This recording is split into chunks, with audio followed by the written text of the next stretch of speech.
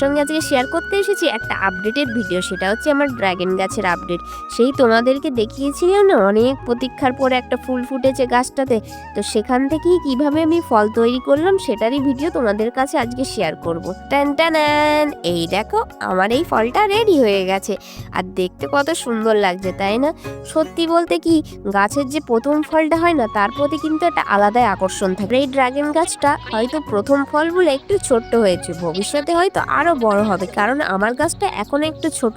আমার এখন current favourite হচ্ছে এই পার্পেল কালার। তো আমার সব জিনিসই এখন ভালো লাগছে পার্পেল কালারের। আর এই গাছের ফলটা দেখে আমার এত মনটা খুশি হয়ে গেল না, তোমাদের সঙ্গে কি বলবো। গাছের ফলটা হয়তো একটু ছোট হয়েছে, কিন্তু গাছের ফলের স্বাদ সত্যিই খুব ভালো ছিল। যেমন মিষ্টি তেমন রসালো।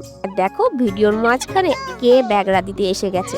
যখনই দেখছি এখানে একটা শুট হচ্ছে তখনই সে ক্যামেরার সামনে এসে হাজির। প্রথমে যখন খেয়েছি তখন একটু টকটক লাগেছে, তারপরে মুখের সঙ্গে মিলিয়ে যাচ্ছে।